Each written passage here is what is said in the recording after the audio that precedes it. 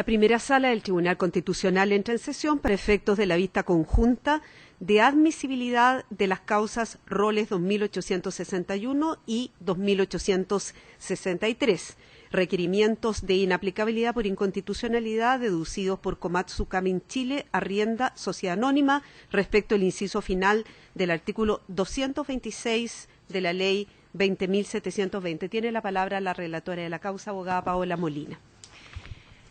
Señoría, se presentó un requerimiento respecto de la norma que usted señaló, que establece que si el contrato incluyese multas, ellas podrán ser verificadas únicamente con el mérito de una sentencia definitiva firme o ejecutoriada que declare su procedencia y que conceda las cantidades reclamadas, procedimiento que se sustanciará mediante las reglas del juicio sumario. En cuanto a antecedentes de los procedimientos concursales de reorganización en los que incidiría la norma, hay que señalar que en el juzgado de letras de Colina se tramitan los procedimientos de reorganización de las empresas Transportes Tamarugal Limitada y Omar Campillay Rojas. Esto comprende un pasivo de más de 68.000 millones de pesos y cabe consignar que ambas empresas se encuentran relacionadas toda vez que Omar Campillay Rojas es aval, fiador y codeudor solidario de las obligaciones de Transportes Tamarugal Limitada. Con fecha 27 de mayo del año en curso, las referidas empresas solicitaron el inicio del procedimiento concursal de reorganización que tiene por objeto que una empresa en funcionamiento y viable reestructure sus activos y pasivos con el objeto de poder continuar sirviendo sus deudas. Con fecha 10 de junio, el referido Tribunal de Colina resolvió la reorganización judicial de ambas empresas deudoras y decretó, asimismo, entre otras cosas, la protección financiera concursal, a lo que siguió el periodo para verificar créditos, verificando la requirente en la empresa deudora, en el procedimiento de la empresa deudora Transportes Tamarugal, un crédito por 6.388.000 y fracción por concepto de rentas devengadas impagas y 21.408 unidades de fomento equivalentes aproximadamente a 535 millones de pesos por concepto de cláusulas penales. En el procedimiento de reorganización de la empresa deudora Omar Campillay Rojas, verificó la suma de 1.769 unidades de fomento, equivalentes aproximadamente a 44 millones de pesos, por concepto de rentas de arrendamiento vencidas y no pagadas, más la suma de 18.370 unidades de fomento, equivalentes aproximadamente a 458 millones de pesos, infracción por concepto de cláusulas penales. Esto último fue lo que motivó la impugnación de los créditos, invocando algunos acreedores la norma impugnada en el presente requerimiento.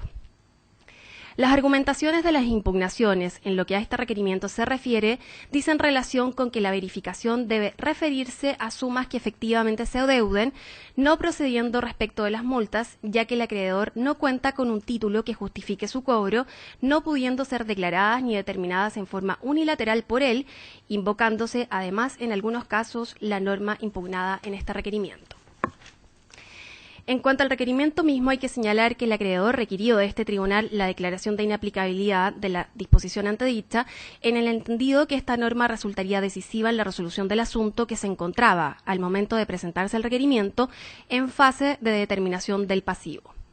Argumentó la inconstitucionalidad en el sentido que la eventual aplicación de la norma afectaría la igualdad ante la ley, que señala que consagra una diferencia arbitraria o caprichosa la norma impugnada respecto de los leasing, los que debieran ser tratados de la misma manera que los créditos de la misma clase, agregando que la norma solo afecta a este tipo de contratos, no resultando aplicable a los contratos de otras clases de arrendamiento, los que perfectamente podrán libremente verificar sus multas, así como cualquier otro acreedor podrá verificarlas por contratos en los que se haya estipulado y que carezcan de la estipulación de opción de compra, lo que señala infringe el principio de la par conditio creditorum porque rompe el plano de igualdad de todos los acreedores.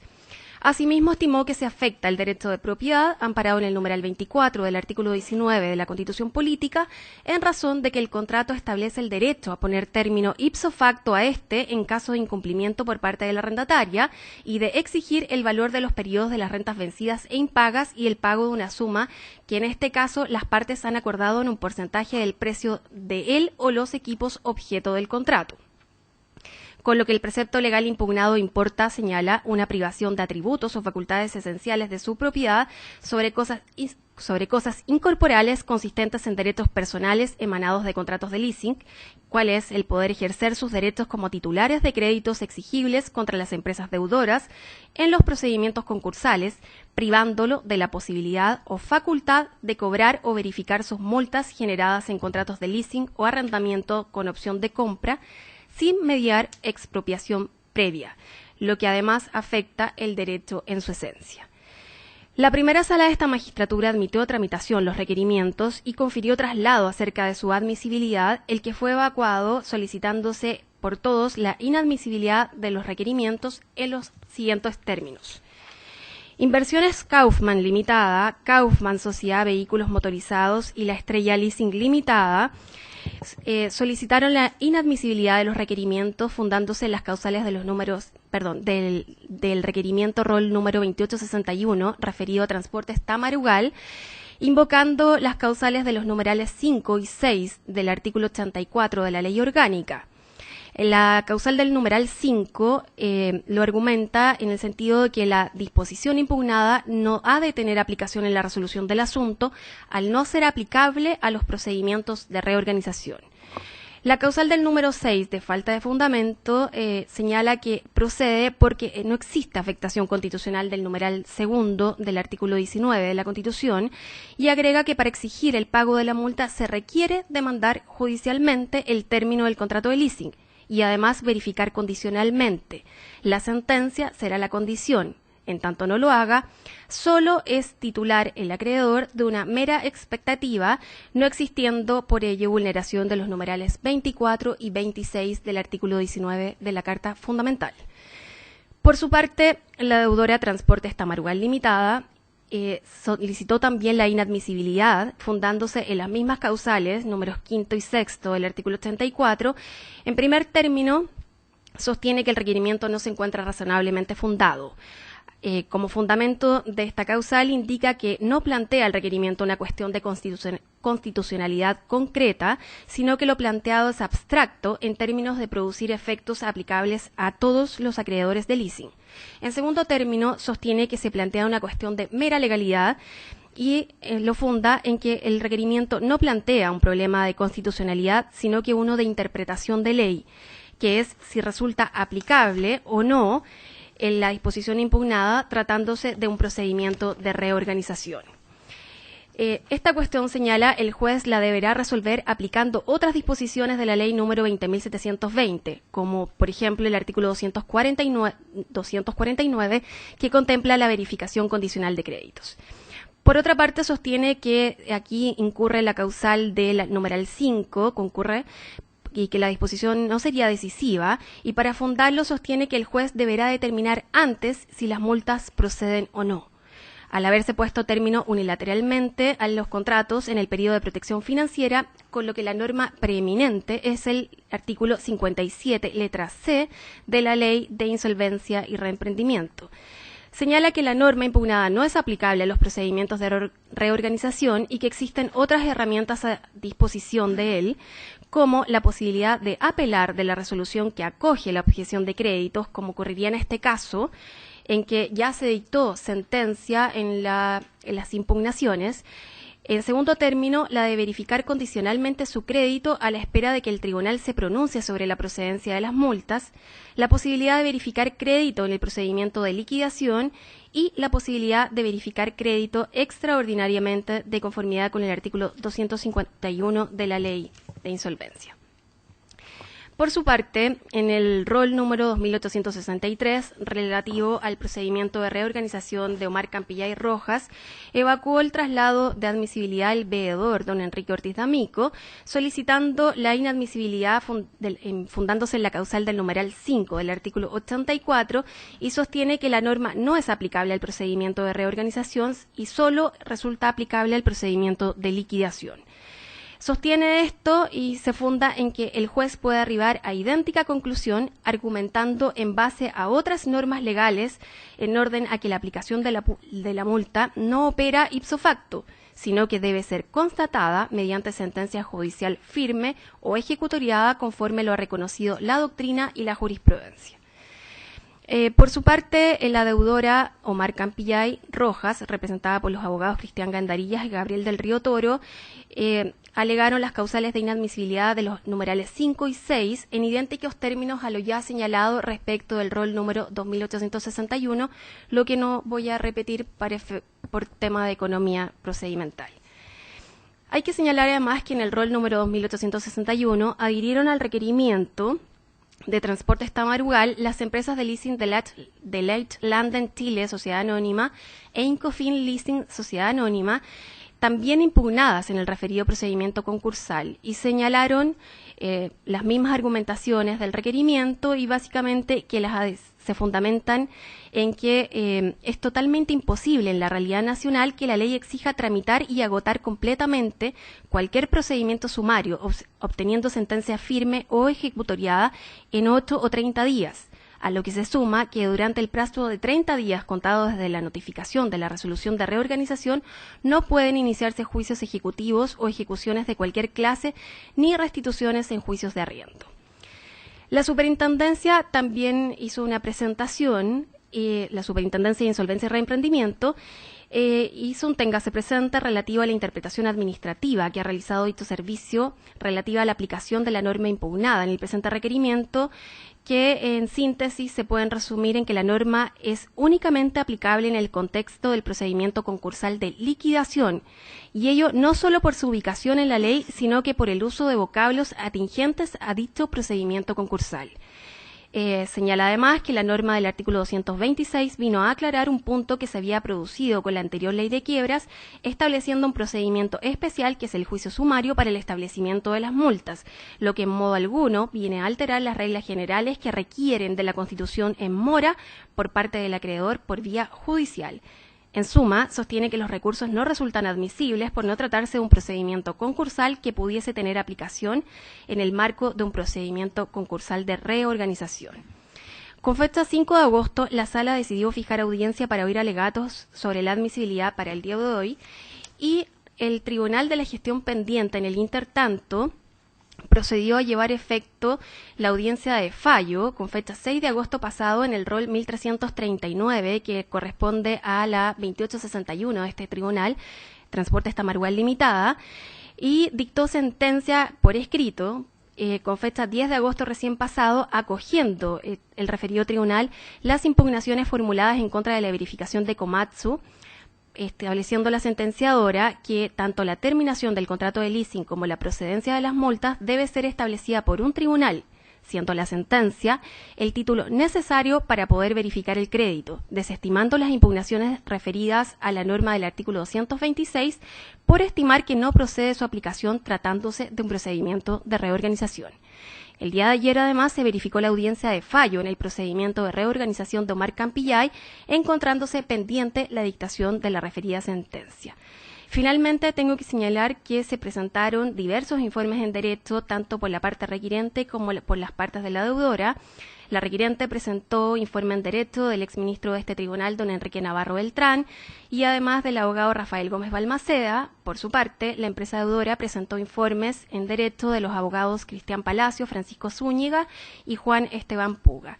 Y como otros antecedentes, hay que señalar que por buzón la parte requirente ingresó el día de ayer escritos acompañando verificaciones y piezas del expediente. La mayor parte de ellas ya constaba en autos, salvo lo que dice relación con un recurso de apelación que presentó en contra de la resolución que falló las impugnaciones y acogió las antedichas impugnaciones como se señaló.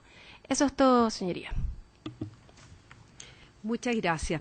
De conformidad con la disposición 17ª del auto acordado que rige las vistas de las causas en este tribunal, consulto a los señores abogados si tienen ampliaciones o rectificaciones respecto de la relación que hemos escuchado. Señora Presidenta. Por favor, abogado. Por la requiriente Komatsu Kamichi Larrienda, nosotros vamos a efectuar una precisión, habida cuenta de que en la audiencia verbal de fallo de las impugnaciones, en la realidad es que solamente se fallaron 3 impugnaciones de crédito, y esa no corresponde efectivamente a la fundamentación de la sentencia, como reseñaré en el contenido de mi exposición. Perfecto, le agradezco mucho. Para efectos de dar inicio entonces a la ronda de alegatos, de acuerdo a los anuncios que se han efectuado y por razones de organización, simplemente anticipo que el tribunal va a escuchar a los abogados y a la señora veedora también que se han inscrito para alegar respecto de la causa 2861. A continuación va a ser un breve receso, al cabo del cual vamos a reiniciar con los alegatos pertinentes a la causa 2863. Le ruego a los señores abogados sí permanecer en el tribunal, puesto que, como ustedes bien saben, el Tribunal Constitucional puede efectuar preguntas a través de los ministros que integran la sala una vez concluida la vista y los alegatos.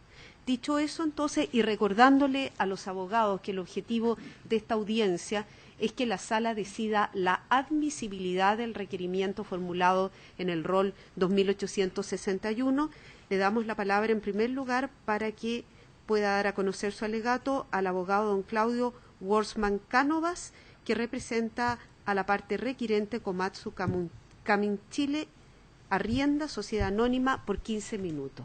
Su tiempo, abogado. Señora Presidenta, muchas gracias. Con la venia de su señora Ilustrísima, vengo a alegar el Estado en representación de la requirente, Komatsu Camin Chile, Arrienda, Sociedad Anónima, solicitando que sea declarado admisible el requerimiento que hemos deducido en relación con la inaplicabilidad a un caso particular actualmente en tramitación en el Juzgado de Letras de Colina, por ser inconstitucional, a nuestro parecer, el inciso final del artículo 226 de la Ley 20.720. Respecto al tema que nos convoca hoy día, que es solamente el examen de admisibilidad del requerimiento deducido, no concurren ninguna de las causales previstas en el artículo 84 de la Ley Orgánica de este excelentísimo tribunal.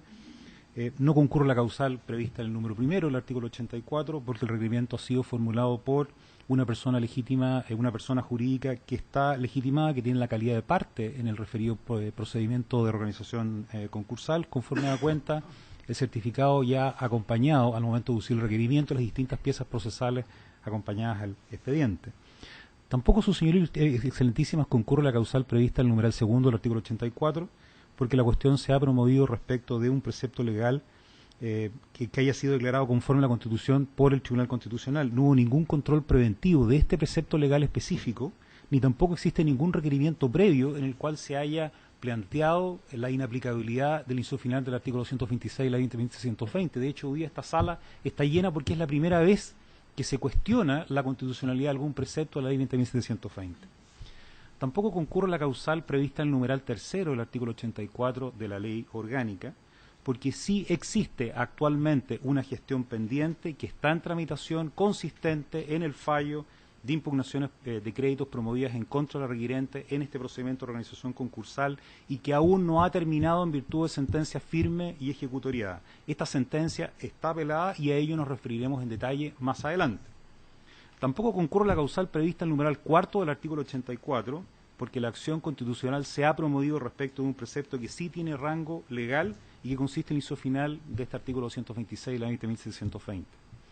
No concurre la causal prevista en el numeral 5 del artículo 84, porque los antecedentes de la gestión pendiente aparece claramente que el precepto legal impugnado sí ha de tener aplicación decisiva, aplicación potencialmente decisiva a la resolución del asunto controvertido.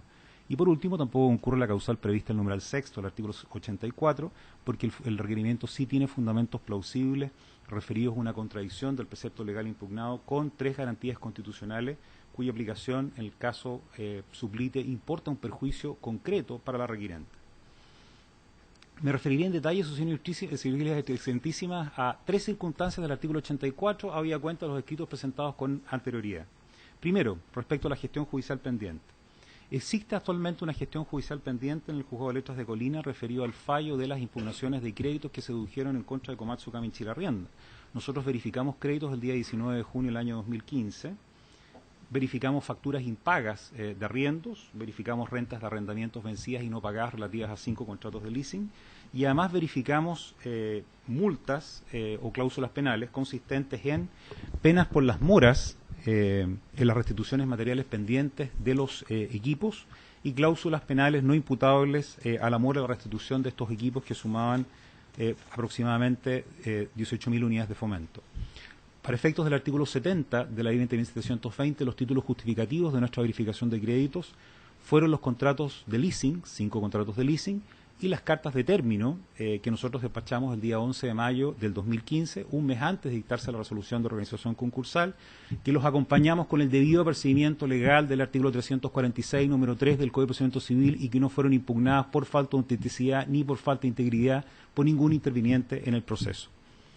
¿Cuál es el problema concreto? Porque la realidad, digamos, es que se plantea en los diversos informes en derecho que nosotros planteamos exclusivamente un conflicto de constitucionalidad de carácter abstracto y no concreto. El problema concreto, su señoría excelentísima, es que la cuestión controvertida pendiente, que motiva la decisión de presentar dos requerimientos de inaplicabilidad por inconstitucionalidad en estos procedimientos de organización concursal, es que 7 intervinientes en el proceso dedujeron demandas de impugnación de créditos en contra nuestra, objetando la verificación de los créditos de Komatsu Kami Chile Arrienda por adolecer de un título justificativo que era la sentencia judicial firme y ejecutoriada que establecía su cuantía y procedencia en un juicio sumario, conforme lo dispone expresamente el inciso final del artículo 226 de la 2020-120. En consecuencia, el precepto legal impugnado no tiene nada referencial. Fue el fundamento de derecho y la causa de pedir de al menos 4 demandas de impugnación. Efectivamente, el pasado 6 de agosto se efectúa esta audiencia verbal de impugnación de créditos y la sentencia fue notificada el día 10 de agosto del 2015 por lo que aún puede ser apelada dentro de 5º día por los distintos intervinientes que resultaron afectados por la sentencia. Nosotros ya dedujimos recurso de apelación. De las 7 demandas de impugnación que teníamos en contra nuestra, justo antes de la audiencia se desisten 2 bancos, que son el Banco Vice Security, quedan 5, respecto de 2 demandas de impugnación, que es el caso del Banco Chile y el Banco BCI, la jueza rechaza las demandas de impugnación porque estaban única y concretamente fundadas en el inciso final del artículo 226 de la ley 20.720. Está aún pendiente el plazo para que estos 2 bancos puedan apelar esta sentencia. Pero nos quedan 3 demandas de impugnación que sí fueron acogidas. Se acogieron las demandas de impugnación presentadas por la empresa deudora, por la veedora y por BFS Chile Sociedad Anónima. La decisión respecto de la empresa deudora y respecto a la veedora no se fundó en ninguna disposición legal específica. Acompañamos el texto de la sentencia para establecer la necesidad o condición legal consistente que debíamos acompañar como título justificativo de la verificación una sentencia firme dictada en un juicio sumario que estableciese la cuantía y procedencia de las multas. De hecho, su señoría excelentísima, la sentencia carece de toda motivación jurídica. Refiere solamente a las reglas generales del ordenamiento jurídico, considerando 21 y siguientes de la sentencia. Es una sentencia totalmente arbitraria. No tiene ningún fundamento de derecho que motive la decisión conforme a la exigencia de un debido proceso. El único precepto legal concreto que específicamente exige la sentencia firme dictada en un juicio sumario que establezca la cuantía y procedencia de las multas, su señora excelentísima, es el inciso final del artículo 226 de la ley 20.720. Por otra parte, y llamo la atención de esta excelentísima sala, la sentencia de forma absolutamente irregular acogió la demanda de impugnación deducida por la acreedora BFS Chile Sociedad Anónima y sin entender aplicable el inciso final del artículo 226 de la 20.720. Entonces ustedes me preguntarán, ¿y por qué es tan absurdo, injustificable y arbitrario? Es absurdo porque el único fundamento de esta demanda de impugnación de BFS Chile Sociedad Anónima era precisamente el precepto legal impugnado. En el fondo, la jueza sí aplicó el precepto en el caso concreto, en perjuicio de mi parte, pero repitiendo como una especie de mantra, que no era aplicable el precepto legal al caso concreto para la alegría de la señora veedora y los colegas presentes acá en la sala. Conforme al tenor de la demanda de impugnación, su señoría excelentísima, el único fundamento, la única consideración de derecho, la única causa de pedir era el inciso final del artículo 226 de la ley 20.720. La demandante no cita ninguna otra razón, no da otro motivo jurídico como consideración de derecho de su demanda. Solamente señala en su demanda de impugnación la acreedora BFS Chile Sociedad Anónima que, de acuerdo con lo dispuesto el inciso final del artículo 226 de la ley 20.720, era improcedente que la acreedora impugnada verificara multas provenientes de contrato de leasing sin tener una sentencia firme dictada en juicio sumario que estableciese la cuantía y procedencia de las multas. Y apelamos a esta sentencia el día 11 de agosto del 2015, conforme consta en el certificado que acompañamos ayer a este excelentísimo tribunal y además acompañamos al giro del recurso de apelación. En la etapa procesal siguiente de su señoría excelentísima, ¿qué va a ocurrir? Con toda certeza esta sentencia va a ser revocada. ¿Por qué? Porque infringió el deber de una adecuada fundamentación judicial, no expresa las razones jurídicas por las cuales exige como título justificativo de la verificación la sentencia firme dictada en juicio sumario que establezca la cuantía y procedencia de las multas, siendo la sentencia apelada una sentencia interlocutoria de primer grado que establece derechos permanentes en favor de las partes en este procedimiento, de acuerdo con lo dispuesto en los artículos 71 y 78 de la Ley 20.720 y de acuerdo con lo dispuesto en el artículo 171 en relación con los números cuarto y quinto del artículo 170, esto es, la sentencia debió expresar las consideraciones de hecho o de derecho que sirven de fundamento a la sentencia y la enunciación de las leyes en su efecto los principios de equidad conforme a los cuales se pronunció el fallo. Existe jurisprudencia uniforme sobre la necesidad de motivación de las sentencias judiciales porque además se viene con las exigencias de un debido proceso. La sentencia es totalmente incongruente porque acoge la demanda de BFS atribuyéndole una razón diferente que no expresa al precepto legal impugnado. Por otra parte, se infringió el debido proceso porque no se recibió la causa a prueba como lo solicitamos expresamente de acuerdo con lo dispuesto en el artículo 71 y quinto de la Ley 20.720. En conclusión, para efectos del número tercero del artículo 84 de forma incontrovertible, todavía existe una gestión judicial pendiente en tramitación consistente en los fallos de impugnaciones de crédito. Por otra parte, de los antecedentes de la gestión acompañada, aparece claramente que el precepto impugnado sí ha de tener aplicación y que va a resultar decisivo la resolución de la cuestión controvertida, por lo cual no procedería la causal prevista en el numeral quinto del artículo 84. Conforme a la jurisprudencia reiterada de este excelentísimo tribunal, basta que el precepto legal pueda resultar decisivo en la resolución del asunto sin que ello importe un pronunciamiento acerca de si el precepto debe o no ser aplicado por los jueces de fondo. En concreto, tenemos una cuestión controvertida en los cuales se pidió concretamente, como fundamento de la demanda, la aplicación del artículo 226 en su final de la Ley 20.720. De hecho, nadie puede aventurar cómo va a fallar la Justísima Corte de Apelaciones de Santiago conociendo el recurso de apelación o eventuales otros recursos de apelación que deduzcan los intervinientes dentro del quinto día. En consecuencia, el precepto legal impugnado sí tiene la posibilidad de ser aplicado al caso controvertido. Por último, su señoría excelentísima, el requerimiento sí tiene fundamentos plausibles referidos a una contradicción del precepto legal impugnado con garantías constitucionales cuya aplicación en el caso sublite importa un perjuicio concreto para la requirente por la cual no procede la causal contemplada en el número sexto del artículo 84. Estamos expuestos a un perjuicio concreto, su señoría excelentísima, consecuencia de la posibilidad cierta de aplicación de este precepto legal, porque puede suceder que la Ilustrísima Corte de Apelaciones de Santiago, conociendo de este recurso de apelación, puede entender que sí resulta aplicable a la cuestión controvertida, considerando que a la requirente le faltó como título justificativo de su verificación la sentencia firme dictada en juicio sumario que estableciese la procedencia y cuantía de las multas verificadas y que es la única norma que exige esta condición en los procedimientos concursales. No hay otra. Los fundamentos del requerimiento son que el inciso final del artículo 126 de la Ley 20.720 entra en contradicción con tres garantías constitucionales, que son la ruptura de igualdad ante la ley contemplada en el artículo 19, número 2 de la Constitución Política de la República, porque consagra una diferenciación arbitraria del legislador respecto de los leasing, al romper el principio de la par condicto creditorum, la igualdad de situación de base, el resto de los acreedores valistas. Basta con no haber estipulado una opción de compra para que cualquier arrendatario pueda verificar en un procedimiento concursal multas provenientes de un contrato de arrendamiento. Carece de razonabilidad esta diferencia porque ni en el precepto legal impugnado ni en ninguna otra parte de la Ley 20.720 se establece cuál fue la causa de esta exigencia diferente a los leasing. Se afecta adicionalmente el derecho de propiedad de la requirente, sus señorías excelentísimas, y especialmente de la imposibilidad del propietario para ser privado respecto a algunos de sus atributos, facultades esenciales, sino en virtud de leyes propietarias propias. ¿Por qué? Importa una privación de atributos o facultades esenciales del dominio que recae sobre cosas incorporales derivadas de un contrato de leasing. En este sentido, conforme lo dispone el artículo 583 del Código Civil, son las cosas incorporales también en una especie de propiedad. Sin mediar ninguna expropiación previa, se priva el derecho de los acreedores derivados de contratos de leasing para efectos de poder ejercer derechos subjetivos que ya estaban radicados en su patrimonio, pudiendo verificar libremente en el marco de un procedimiento concursal.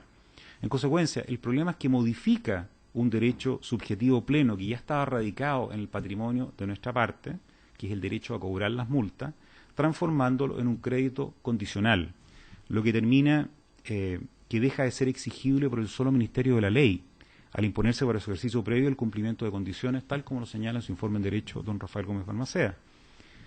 El inciso primero, el artículo 1485 del Código Civil, contempla la inexigibilidad del cumplimiento de la obligación condicional, sino una vez verificada la condición respectiva. Por último, claramente existe una infracción de la garantía contemplada en el artículo 19, número 26 de la Constitución Política de la República, porque nos ha llevado al extremo, en tanto leasing, de llevarnos a una cobranza imposible. Son absolutamente imposibles de cumplir las condiciones que nos impone el inciso final del artículo 226 de la Ley 20.220, atendido la brevedad de los plazos. En virtud de lo expuesto, el requerimiento cuenta efectivamente con los fundamentos plausibles referidos a una contradicción del precepto legal impugnado con 3 garantías constitucionales. Por ello, en mérito a las razones precedentemente expuestas, su señoría excelentísima, solicito que declaren admisible, porque eso es el objeto de la audiencia de hoy, el requerimiento deducido, permitiendo su tramitación hasta obtener la sentencia de fondo sobre la procedencia e improcedencia de una declaración de inaplicabilidad del precepto legal impugnado por parte del Tribunal Pleno. Asimismo, atendido el estado actual de la gestión judicial pendiente, de acuerdo con lo dispuesto en el artículo 85 de la Ley Orgánica, solicito la suspensión del procedimiento acotado solamente a la requirente, para efectos de que el Tribunal de Fondo no pueda decidir el asunto controvertido, sino hasta que se obtenga la sentencia por parte del Tribunal Pleno solicitado a su señoría excelentísima. Gracias. Muchas gracias. A continuación, tiene la palabra el abogado Nelson Contador Rosales, por Inversiones Kaufman Limitada y Kaufman Sociedad Anónima Vehículos Motorizados, por 15 minutos.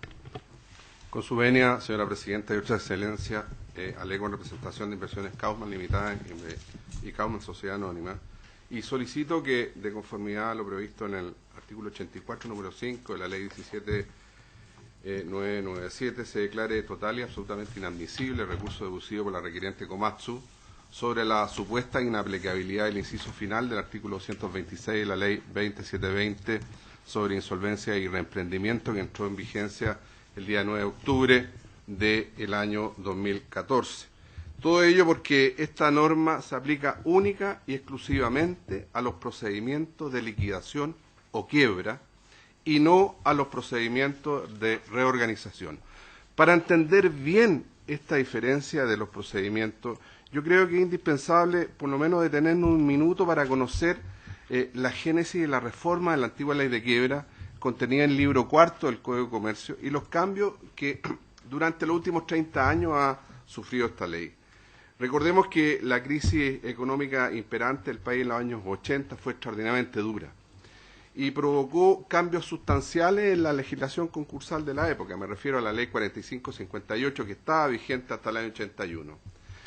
Solamente en el año 1981 se declararon más de 1.100 quiebras en el país. De manera que, con el objeto de minimizar los efectos económicos de esta debacle, el legislador de la época se concentró única y fundamentalmente en potenciar el procedimiento de quiebra, dejando de lado todo procedimiento de reorganización de las compañías que podrían ser viables. Incluso de una mera observación casi del punto de vista de la organización de la ley, parte, ¿no verdad?, esta ley de quiebra regulando absolutamente el procedimiento de quiebra y dejando la última ratio el procedimiento de los convenios judiciales preventivos. Desde el año 82 hasta la dictación de la ley 2720 sobre insolvencia y reemprendimiento se hicieron 8 modificaciones. Yo diría que la más importante fue la última del año 2005, donde se trató de entregar alguna normativa para provocar la reorganización de las compañías, pero lamentablemente este objetivo no se logró, razón por la cual en enero del año 2014 se dicta esta nueva ley de quiebra que establece normas modernas para la reorganización económica y financiera de empresas viables que pueden tener problemas de liquidez y fija procedimientos para liquidar activos de aquellas que carecen de viabilidad dentro de un marco, yo diría, de protección al empleo, a las unidades productivas, de rapidez y menor costo de los procedimientos. Se crearon más de 10 instituciones nuevas, se creó incluso un procedimiento nuevo aplicable a las personas naturales. La verdad que por efecto del tiempo, señora Presidenta, Vuestra Excelencia, solamente voy a dejar a efecto evidente una minuta en donde se reflejan las reformas más importantes en esta ley. Pero lo determinante es que existen diferencias fundamentales entre el procedimiento de liquidación o quiebra, donde sí se aplica la norma cuya constitucionalidad hoy día se reclama, a los procedimientos de reorganización que hoy día está conociendo la juez de Colina. Por de pronto, está el procedimiento de liquidación, ¿no verdad? Aparece regulado en el capítulo 6 de la citada ley concursal, y este procedimiento, que siendo voluntario o forzoso, persigue la venta de la totalidad de los bienes embargables de la persona deudora o de la empresa deudora con objeto del pago de los créditos. En cambio, el procedimiento de reorganización tiene por objeto reestructurar los pasivos o activos de la empresa, que siendo viable, los acreedores disponen darle unas condiciones distintas para poder servir los créditos. Y esta diferencia, ¿no verdad?, aparece ahondada cuando se va tratando la ley los aspectos claros de lo que debe hacerse en cada uno de los procedimientos. El artículo 226, que está ubicado en el procedimiento de liquidación, se ubica nada menos que en el capítulo o párrafo relativo a la realización ordinaria de los bienes.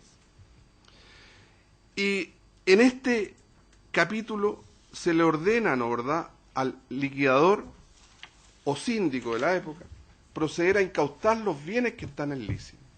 Y la incautación, por de pronto, no tiene aplicación en el procedimiento de reorganización. Y tampoco en los procedimientos de reorganización está la figura del liquidador, solamente está la figura del veedor, que tiene otra función. En el procedimiento de liquidación, los gastos de conservación y custodia de los bienes son de cargo de la masa, porque son deudas que se generan a partir de la dictación de la sentencia de quiebra.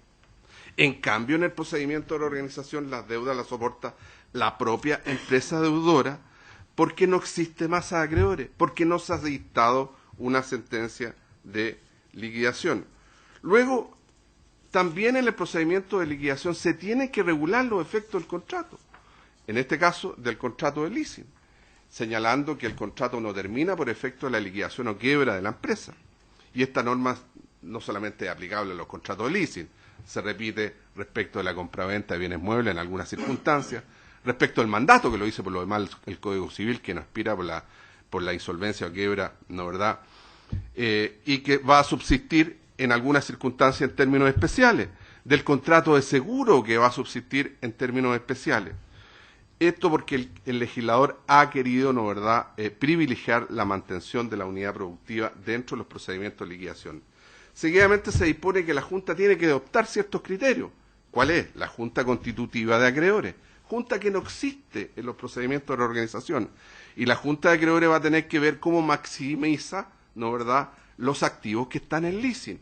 Y van a tener que tomar ciertas determinaciones, ya sea devolviendo la propiedad que está en leasing, continuando los contratos, etcétera, etcétera, etcétera, según sea si se dispone o no la continuación de la actividad de la empresa que ha paralizado.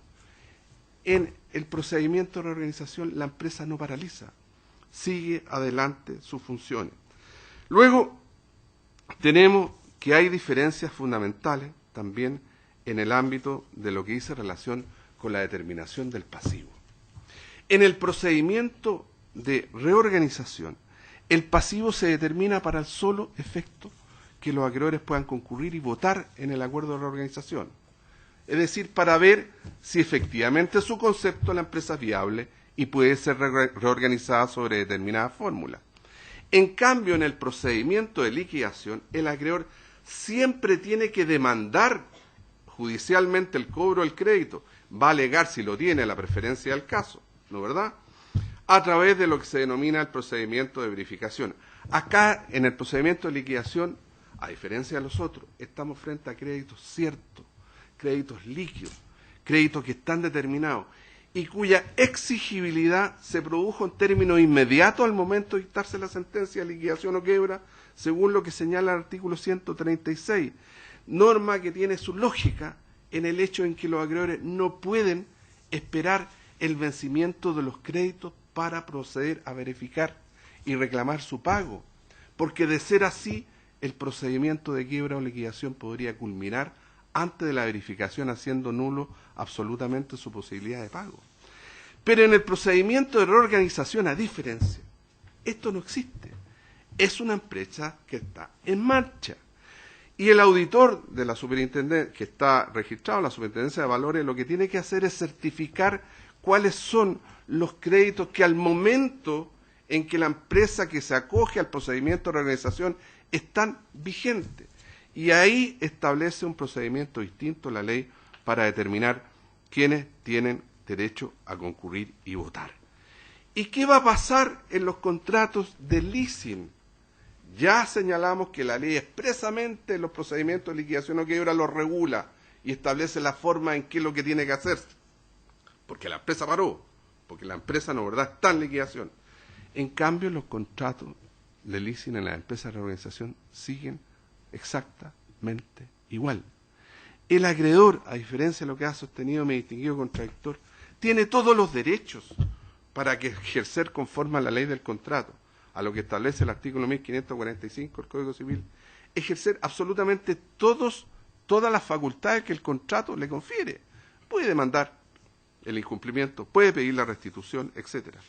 Lo que sí se produce el procedimiento de reorganización o se inicia, ese juicio, al igual que varios otros, no solamente el de acreedor leasing, de muchos otros que están exigiendo el cumplimiento compulsivo, una obligación, se va a suspender. Y cada vez que se suspenda un juicio de esta naturaleza, lo que corresponde es que el acreedor haga la pega. No alegue de inconstitucionalidad por no hacer la pega. Y es demandar. Y pedir la verificación condicional de su crédito hasta que se dicte la sentencia, que es lo que debería haber hecho mi distinguido contradictor. Y no estar molestando a vuestra excelencia porque no hizo la pega. Y eso es lo que corresponde hacer cuando estamos frente a un contrato de leasing, ¿no, verdad?, a través de un procedimiento de reorganización. Ahora bien, en el caso específico que estamos analizando, hay que ver un elemento que no lo ha alegado mi distinguido contradictor, pero sí lo ha hecho presente en sus escritos respecto de la consecuencia que puede producir su crédito si el procedimiento de reorganización muta a un procedimiento de liquidación. Si por alguna circunstancia se produce que no se acuerda la reorganización como quiera que el quórum no se da, o bien si por alguna circunstancia el acuerdo se impugna y se acoge esta impugnación, o bien si, aprobado que sea la reorganización, se declara la nulidad de este acuerdo, o bien si entrando en vigencia el acuerdo de reorganización se declara su incumplimiento porque el deudor no cumplió con el acuerdo que estableció con sus acreedores para reestructurar la forma de servir su pasivo, acá se declara la liquidación y así lo establece la ley. Y en este caso, todos los acreedores, incluyendo el acreedor del leasing, están obligados a verificar su crédito en el procedimiento de quiebra o liquidación. No les sirve lo obrado respecto de lo que se señaló en la determinación del pasivo en el procedimiento de reorganización por una razón muy simple, porque entre que se inició el procedimiento de reorganización y que se dictó la sentencia de liquidación, ya sea porque no hubo acuerdo, ya sea porque hubo impugnación, ya sea porque se declaró la nulidad, ya sea porque se declaró el incumplimiento, ha pasado un tiempo. Y en el caso de la acción de nulidad, ¿no, verdad?, los acreedores tienen un año para impetrar la acción de nulidad y ese tiempo, ¿no, verdad?, tiene que ser visto a la hora de entrar a determinar qué ha pasado con la empresa. Y en consecuencia, en ese tiempo intermedio pueden haberse generado muchos otros créditos que sí es necesario entrar a verificar. Y la ley establece que se fijan irrevocablemente los derechos que tienen todos los acreedores al momento en que se dicte la sentencia de liquidación. En consecuencia, hay un error, ¿no, verdad?, que comete nuestro distinguido contradictor y ojalá lo rectifique en su segunda parte del alegato, en señalar que la sola mutación del procedimiento le produce un tremendo perjuicio porque ya ha sido determinado el procedimiento del pasivo en la reorganización, cosa que no es así. Excelentísima Corte, para terminar, yo quiero señalar que no siempre los tribunales conocen bien cuál es el trasfondo de los recursos que se presentan. No solamente me refiero a este tribunal, sino que a todos los tribunales de la República. ¿Y cuál es, en el fondo, como dicen los penalistas, la voluntad finalista de la acción de quienes están deduciendo los recursos? Y lo digo porque es bueno traer a colación lo que ha pasado en tantos procedimientos de quiebra con anterioridad.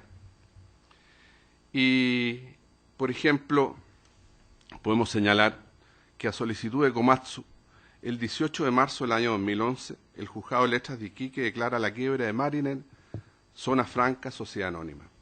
Komatsu verificó facturas impagas y montos cuantiosos por concepto de multa. Con este crédito, Komatsu le dice al síndico que se encargará de mantenerlo como síndico, no va a pedir su cambio en la primera junta de acreedores a cambio de la devolución de las maquinarias. El síndico, antes de la junta de acreedores, le devuelve todas las máquinas a Komatsu. Y por supuesto que el síndico ratificado por Komatsu cumple con su pacto y con su palabra. Nuestro querido contradictor puede recordar muy bien esta quiebra porque con la cuantiosa crédito con multa que él verificó se hizo nombrar presidente de la Junta de Acreedores.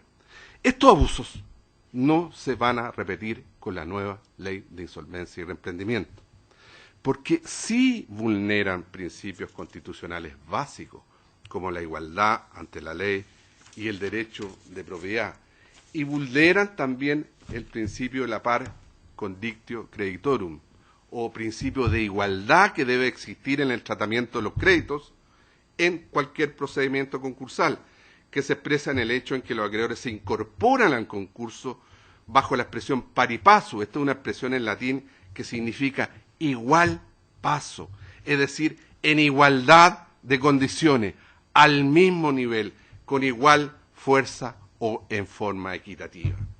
Por esta razón, señora Presidenta y Excelentísima Corte, conforme lo expuesto, y había consideración que el inciso final del artículo 226 no se aplica en absoluto a los procedimientos de liquidación, criterio que ha compartido también la juez de Colina cuando ha dictado su fallo, que dejo también a efectos evidentes.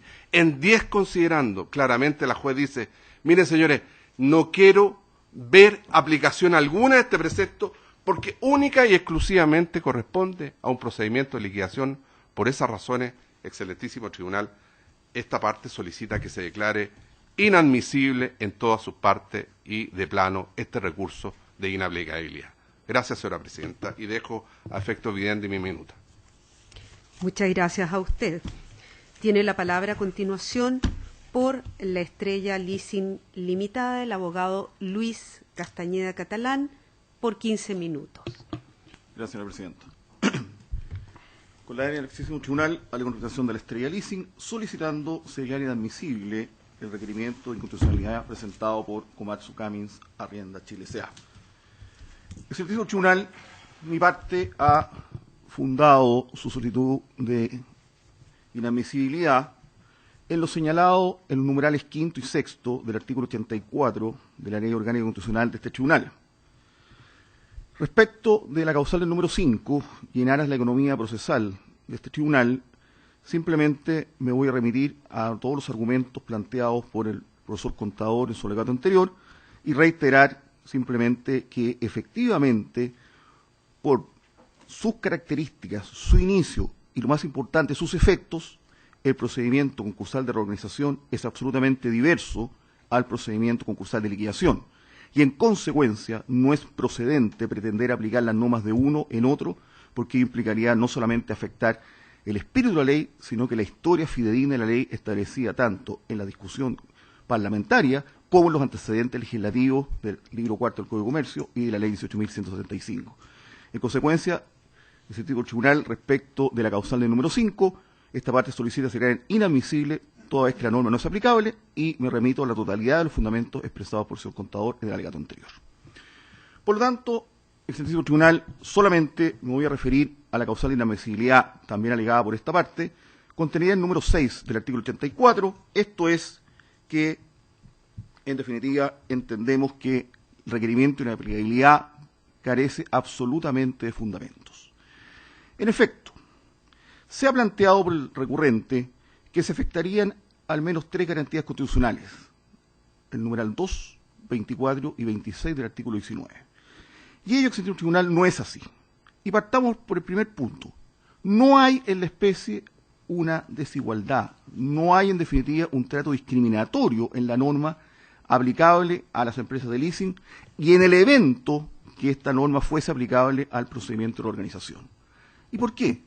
Porque simplemente lo que hace el artículo 226, inciso final de la ley 20.720, es aplicar las normas del Código Civil. En primer lugar, el artículo 1489, que contiene la piedra angular del cumplimiento o incumplimiento de los contratos bilaterales, señala precisamente que la terminación del contrato y la eventualidad del reclamo de los perjuicios consiguientes por dicho incumplimiento requiere necesariamente de un pronunciamiento judicial. Y pasaremos, en sentido tribunal, en un par de minutos, a revisar otras normas que también van en ese sentido y específicamente respecto al contrato de leasing, aplicable a las normas del arrendamiento, y respecto a la cláusula penal. Y el segundo argumento planteado por la recurrente respecto a esta supuesta desigualdad, en el sentido de que ella se vería afectada por una suspensión del procedimiento judicial que pudiera iniciar para cobrar su multa, como se ha señalado en todo estrado, extensivo tribunal, ello no es una norma específica aplicable a la empresa de leasing, es simplemente una consecuencia del artículo 57, número 1 de la ley 20.720, que contiene la denominada protección financiera concursal. Esto es un periodo que va entre 30 a 90 días, dependiendo del apoyo de los acreedores, durante el cual no se pueden iniciar o se suspenden determinados procedimientos. Pero ello no está referido solamente a los leasing, está referido a la totalidad de los procedimientos ejecutivos. Y más aún, la actual ley innova, incorporando además la suspensión de los procedimientos administrativos.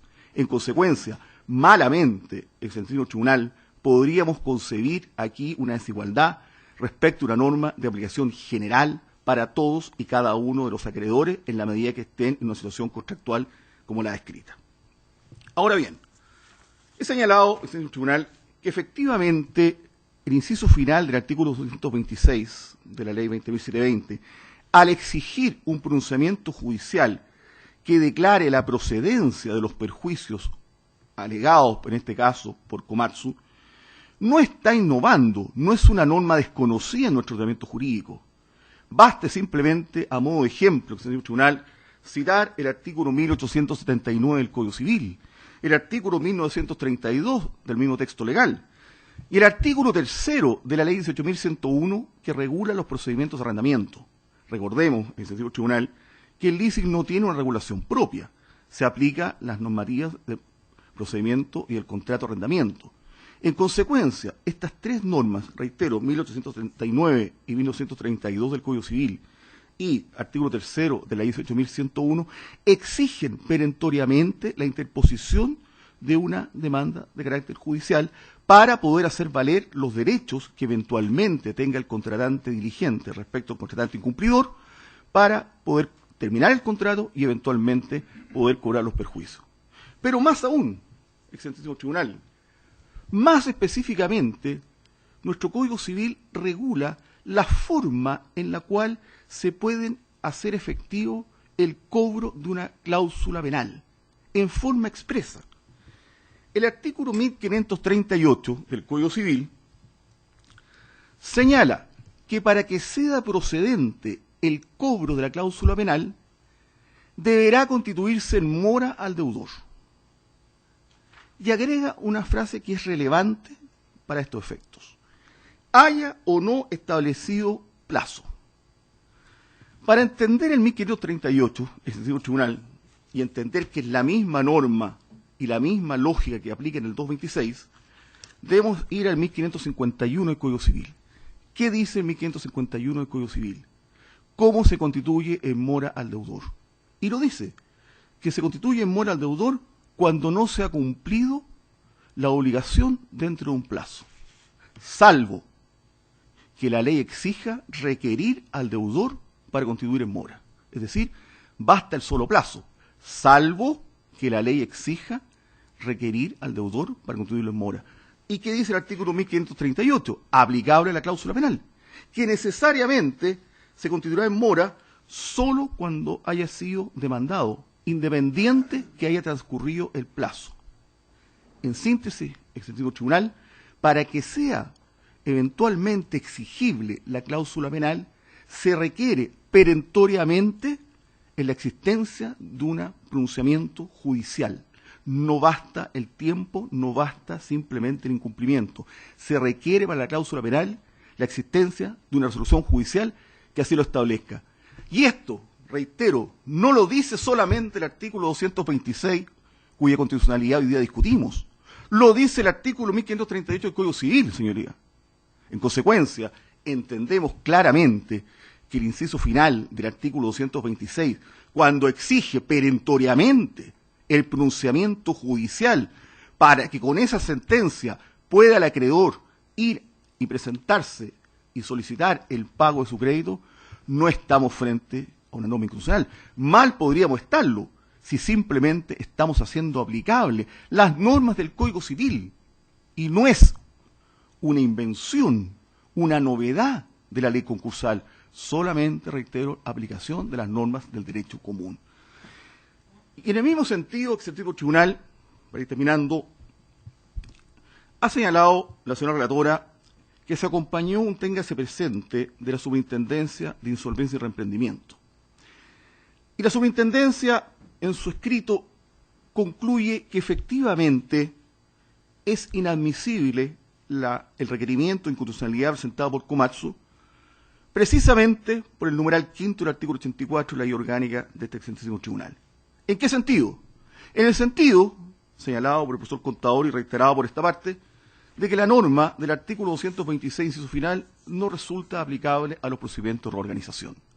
Y no es menor, excelentísimo tribunal, que sea la Superintendencia de Insolvencia y Reemprendimiento la que nos manifieste esa opinión, porque por expreso mandato legal del artículo 337, número 2 de la ley 20.720 que regula los procedimientos concursales, es precisamente la Superintendencia de Insolvencia y Reemprendimiento la llamada a interpretar y a aclarar aquellas normas oscuras o respecto a las cuales se susciten conflictos de interpretación.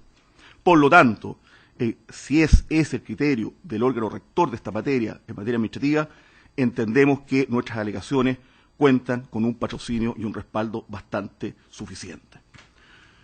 Finalmente, señor tribunal, en el mismo sentido se pronuncian los informes en derecho acompañados por las diversas partes. Y aquí, simplemente, permítanseme, para terminar, señor tribunal, hacer un alcance. La discusión, efectivamente, radica en la constitucionalidad, pero estamos frente a una norma, efectivamente, nueva, en un procedimiento concursal que, per se, tiene sus complejidades. En consecuencia, sin perjuicio de los importantes aportes que han hecho algunos profesores de Derecho Constitucional con sus respectivos informes en esta causa, no es menor detenernos en que se han acompañado también 3 informes en Derecho de profesores de Derecho Comercial especializados en quiebra. Por una parte, los profesores Puga y Palacio, de reconocida trayectoria, en el caso del profesor Palacio, además integrante de la comisión redactora de la ley, concluyen ambos que efectivamente el recurso es inadmisible, reiterando los conceptos de la superintendencia en cuanto a que no resulta aplicable la norma, pero además reiterando que no hay ninguna inconstitucionalidad en una norma que simplemente recoge los principios del derecho común. Y el único argumento en contrario, el único informe en contrario del profesor Gómez, quien plantea que sí procedente, desgraciadamente pierde, y esto es una opinión personal y con todo respeto, excelentísimo tribunal, pierde fuerza en los argumentos cuando se dedica un capítulo entero a criticar la existencia de la ley y considerar que la ley es inadecuada, insuficiente y que contiene hierros de fondo.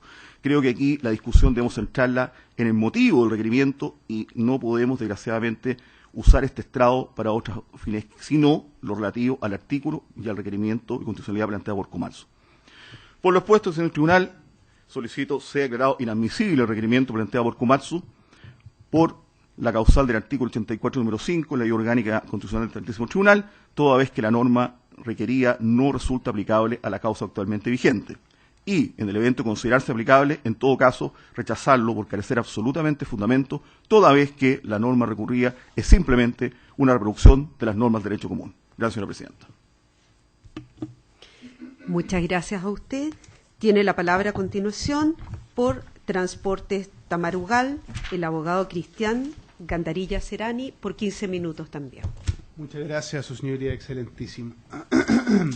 Con la venia, su señoría excelentísima, alego en representación de la deudora Transportes Tamarugal la admisibilidad del requerimiento de inaplicabilidad por inconstitucionalidad interpuesta por Komatsu respecto del inciso final del artículo 226 de la Ley 20.720 de Insolvencia y Reemprendimiento, y solicito que sea declarada inadmisible en todas sus partes.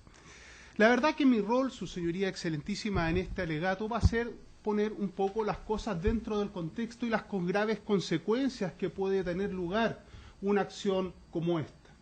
Y me abocaré principalmente, como les decía, a poner en contexto estas circunstancias y hacerme cargo solamente de una de las causales de inadmisibilidad que alegué.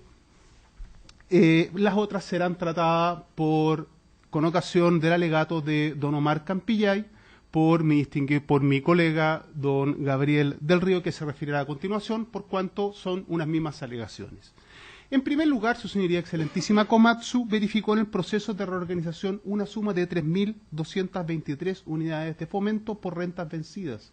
Sin embargo, por arte de magia y a través de esta verificación de multas, pretende multiplicar dicha suma a más de 40.000 unidades de fomento, señoría excelentísima, sin siquiera que se encuentre determinado por un tribunal la terminación de dicho contrato. Sencillamente lo hace en forma unilateral. Y esto es muy grave, su señoría excelentísima. ¿Por qué? Porque altera todos los quórums de comparecencia al momento y de votación del contrato. No es lo mismo comparecer por un crédito de 3.200 unidades de fomento que por uno de 30.000 o 50.000 unidades de fomento por multas que nunca han tenido lugar. En segundo lugar, su señoría ilustrísima, su señoría excelentísima, poniéndome en contexto de la reorganización. Transportes Tamarugal es una empresa que fue creada por don Omar Campillay hace más de 40 años. Él conducía el camión, su señoría excelentísima, con que inició su actividad, y hoy en día se han transformado en la empresa más grande de transportes de ácido sulfúrico y debe sus ingresos principalmente a la gran minería. Factura más de 60.000 millones de pesos anuales y emplea a más de 2.000 personas, su señoría excelentísima, en forma directa. Transportes Tamarugal, por su parte, forma parte del Grupo Campillay, cuya otra actividad es precisamente la actividad agrícola, donde se encuentran plantadas más de 649 hectáreas en el Valle del Huasco, siendo obviamente afectada gravemente por las situaciones climáticas que son del todo conocidos, empleando a 500 personas también en dicha explotación.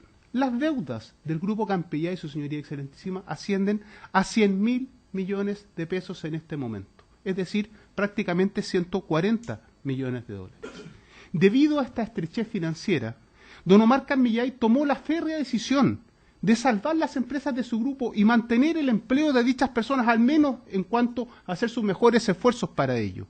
Y es por eso que dispuso de todos sus bienes, de todos y cada uno de sus bienes, de forma personal y de cada una de sus empresas, y los puso a disposición de todos los acreedores. Y es por eso que planteó 4 propuestas de reorganización. Todas, cada una, se encuentran ligadas a las otras, y en que se contempla el pago del 100% de las deudas, su señoría excelentísima, el 100% de las deudas, incluyendo los intereses y los reajustes, y sin quitas de ninguna clase. Es en este contexto en que un acreedor como Komatsu, que representa el 0.05% de las deudas del Grupo Campillay, ha recurrido de inaplicabilidad y ha tratado infructuosamente de suspender el procedimiento 3 veces, señoría excelentísima, sabiendo las nefastas consecuencias que esto puede otorgar, porque sencillamente de suspenderse el procedimiento se hubiera acarreado la quiebra de Transportes Tamarugal. Esta parte no controvierte ni quiere imponer a Komatsu ni a ninguno de los acreedores que voten de una determinada forma u otra, sino que sencillamente se acojan a las instancias procesales y concursales pertinentes, es decir, que se adopte la decisión de continuar o no con la empresa en la instancia correspondiente, que es la Junta de Acreedores. En segundo lugar, su señoría excelentísima, me referiré a la pérdida de oportunidad sobreviniente del requerimiento y la no aplicación del artículo 226. Todo el requerimiento de inaplicabilidad de Komatsu funciona en torno a 2 ideas fundamentales. La primera es que existe una norma, el artículo 226, que señala que para el caso de una liquidación concursal, las multas deben ser establecidas por sentencia judicial previa a través de un juicio sumario, lo cual es bastante lógico, pues de lo contrario la determinación del pasivo de una reorganización o eventualmente de una quiebra quedaría entregado a la voluntad unilateral de cualquiera de los acreedores. Es decir, cualquier acreedor podría decir, sabe que en realidad por multas y conceptos a mí me deben 50.000 millones de dólares. Resulta que en realidad su crédito es mucho menor. Y la segunda es que dicha norma debiera o debería o podría ser aplicada en la audiencia del artículo 71 de la Ley de Insolvencia y Reemprendimiento, es decir, aquella llamada a pronunciarse respecto de las impugnaciones, ¿cierto? Y por lo tanto debería fallarse esta inaplicabilidad antes de que dicha audiencia tuviese lugar. Pues bien, estos 2 pilares sobre la cual la contraria, o Komatsu, constituye toda su argumentación, han caído y ya no concurren en la especie, pues con fecha 10 de agosto del año en curso se llevó a cabo la audiencia, o se dictó la resolución en la audiencia de impugnación, y el día de ayer en la audiencia de impugnación de Don Omar Campillay. Y en ambas resoluciones se rechazaron todas las impugnaciones de los créditos de Komatsu fundados en el artículo 226, todas y cada una. Además, en esa misma audiencia se presentaron 16 avenimientos, su señoría excelentísima, con parte de los demás acreedores, donde se determinaron la forma cómo debían comparecer. Los únicos acreedores que no lo hicieron fueron Komatsu, de la Gelanden e Incofin, que no están presentes en este alegato. Así lo señala el artículo 31 y otra serie de considerando 31 y otra serie de considerandos que han sido acompañados por esta parte en la resolución que se pronuncia respecto de dichas audiencias de resolución de impugnación. También falla el segundo gran presupuesto sobre que descansa el presupuesto de Komatsu, pues la gestión pendiente invocada ya tuvo lugar, ya se llevó a cabo la audiencia del fallo del artículo 71. Y en esa audiencia se impidió a Komatsu, su señoría excelentísima, verificar las multas por carecer de un título suficiente, pero nuevamente no fundado en el artículo 226, sino que en las reglas generales del Código Civil. De esta forma, en la especie debe aplicarse el artículo 84 de la Ley 17.997 en cuanto a la declararse la admisibilidad por no existir una gestión pendiente. En este caso en particular no existe la gestión pendiente, al menos no en la forma como la alega Komatsu, su señoría excelentísima, pues la audiencia ya tuvo lugar y en ella no se materializó el peligro que tanto advertía Komatsu. Al momento de plantear este requerimiento, se excluyó expresamente la aplicación del inciso final del artículo 226. Pues bien, ¿qué ha dicho Komatsu ahora para tratar de mantener en vigencia este requerimiento? Que existiría un recurso de apelación, ¿cierto? Y que tendría la facultad de apelar en efecto devolutivo. Efectivamente existe ese derecho. Ahora la pregunta, ¿Komatsu puede controvertir o se encuentra legitimado para controvertir una apelación por el artículo 226? Claramente que no. Claramente que no, porque él no tiene perjuicio, él fue beneficiado con la no aplicación del artículo 226, señora excelentísima. Por lo tanto, el requerimiento en particular al menos en lo que dice con respecto al artículo 226, ya no puede ser discutido y por tanto no existe gestión pendiente judicial al respecto. La gestión judicial que alegaba Komatsu era la audiencia del artículo 71. Ella ya tuvo lugar. Ahora se encuentra alegando, su señoría excelentísima, una apelación respecto de los fundamentos, ¿cierto? Mi distinguido contradictor podrá estar de acuerdo o no con el tribunal, puede determinar que existen faltas de fundamento o fundamentación en dicha sentencia, pero la pregunta es, ¿eso es materia para venir aquí al Tribunal Constitucional en un requerimiento de inconstitucionalidad o es una materia que debe alegarse en la Corte de Apelaciones en el solo efecto evolutivo como lo contempla la ley? Evidentemente, su señoría excelentísima, eso no es materia de un requerimiento de inaplicabilidad por inconstitucionalidad. De esta forma, el requerimiento, su señoría excelentísima, ha devenido en inoportuno. Ya no es posible plantearlo como al menos lo tiene planteado la contraria o Komatsu. En tercer lugar, el requerimiento no se encuentra razonablemente fundado, pues efectúa un reproche de constitucionalidad abstracto. Como se aprecia de la lectura del requerimiento, este se encuentra formulado en términos tales que más que una acción de inaplicabilidad de una norma a un caso concreto, lo que hace Komatsu es transformar este requerimiento en un cuestionamiento general a una norma de la ley de insolvencia y reprendimiento. El recurso o la acción de inaplicabilidad discurre sobre la base de un efecto corporativista, es decir, se basa en la defensa de un instrumento que son los contratos de leasing, de modo que no deja lugar a la determinación de un efecto concreto de dicha norma o un efecto inconstitucional concreto de dicha norma.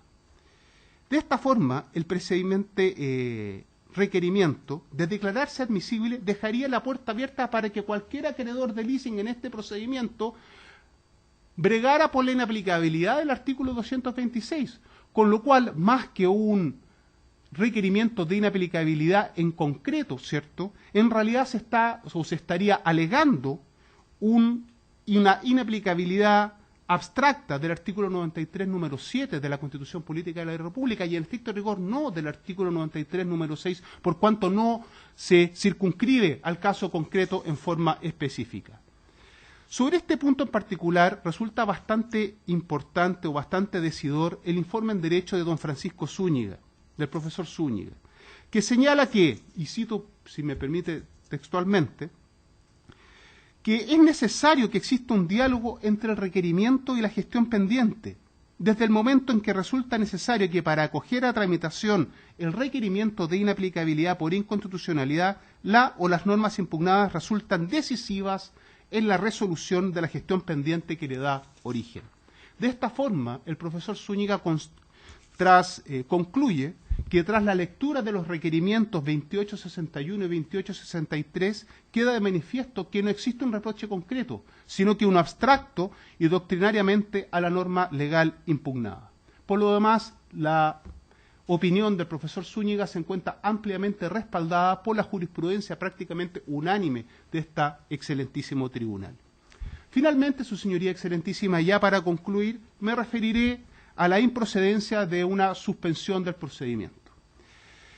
Solo para el improbable caso que este excelentísimo tribunal determine que el recurso es admisible, de todas maneras la suspensión del procedimiento no procedería. Desde ya quisiera señalar las palabras de mi distinguido contradictor que al parecer se allanó, al menos en una parte, en cuanto señala que ya solamente ya no brega o ya no solicita la suspensión total del procedimiento, sino que solamente respecto de su propio crédito, es decir, de las incidencias referidas a su propio crédito.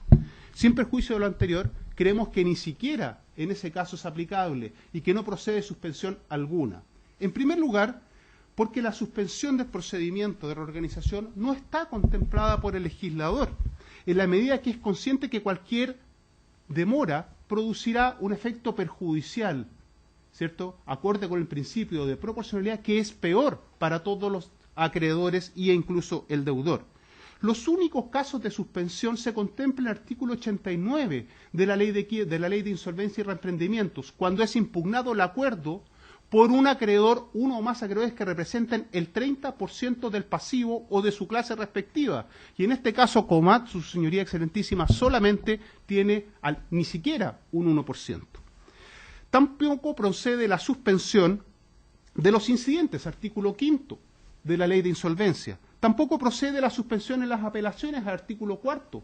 Tampoco procede la suspensión en la casación, su señoría excelentísima, ni aún cuando se rinda fianza de resulta, artículo 89.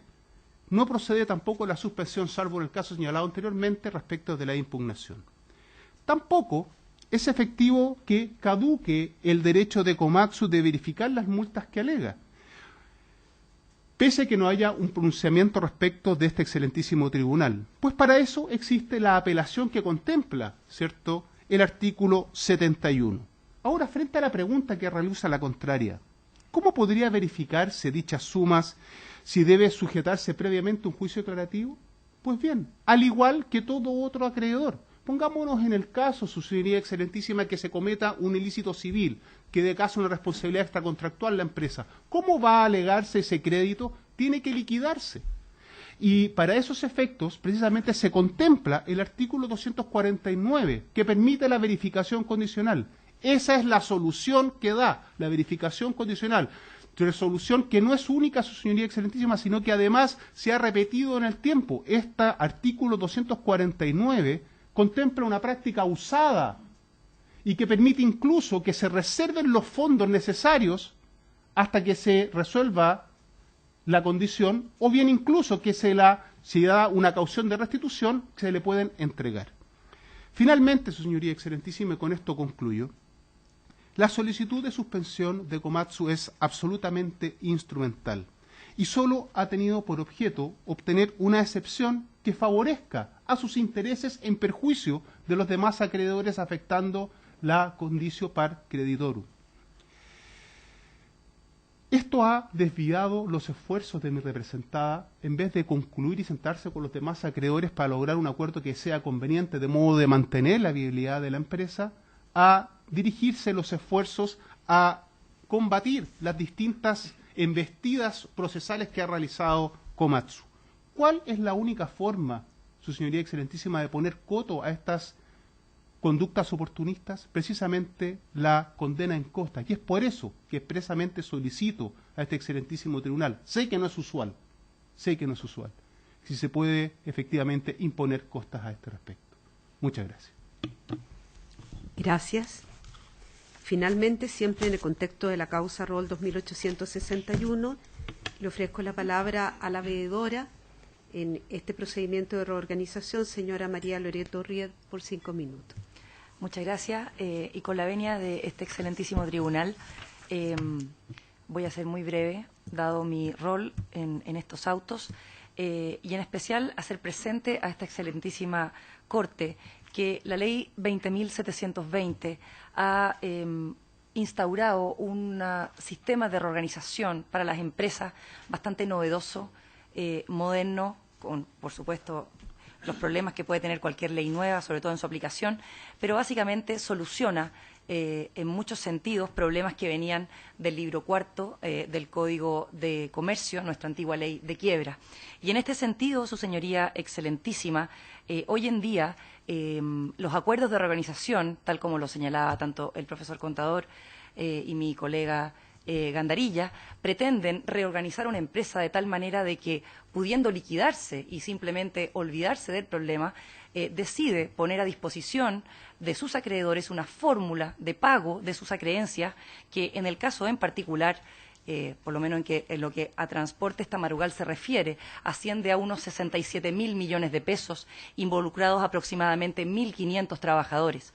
Como usted comprenderá, su señoría excelentísima, lo que estamos digamos, discutiendo aquí, y me toca a mí en forma particular como interventora de este procedimiento y en contacto permanente con la empresa, estamos hablando de una empresa que tiene alrededor de 40 contratos con compañías mineras, y no me voy a detener con lo delicadas que son las compañías mineras frente a un contratista en problemas, como por ejemplo Transportes Tamarugal, de tal manera de que este procedimiento de reorganización lo que necesita es continuidad, necesita seguir adelante, necesitamos presentar el acuerdo de reorganización, básicamente la compañía necesita presentarlo, yo necesito informarlo, para los efectos de que tanto las empresas mineras, que son los contratantes de esta compañía, como los acreedores tengan la certeza de que esta compañía es viable y va a poder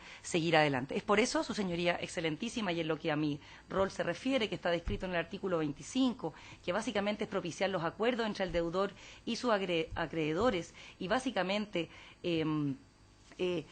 facilitar el acuerdo y la negociación para que el acuerdo de reorganización se lleve adelante, por supuesto, siempre que esté ajustado a derecho, es que mi parte, básicamente, sin perjuicio de lo que este excelentísimo tribunal decida con respecto a la admisibilidad, que aquí se han dado argumentos de una profundidad que me abruma, yo básicamente me quiero simplemente detener y hacer presente a este tribunal que, no obstante la decisión que tome, la suspensión del procedimiento sea rechazada por los argumentos que he expuesto en este tribunal. Aquí, más allá de un procedimiento que puede ser muy profundamente legal, profundamente, digamos, desafiante con respecto a esta nueva ley que está entrando en vigencia menos de un año, básicamente hay una realidad que no puede desconocerse, que mi colega Gandarillas la ha hecho presente aquí, pero yo la vengo a reiterar como veedora de este procedimiento concursal, en el sentido de que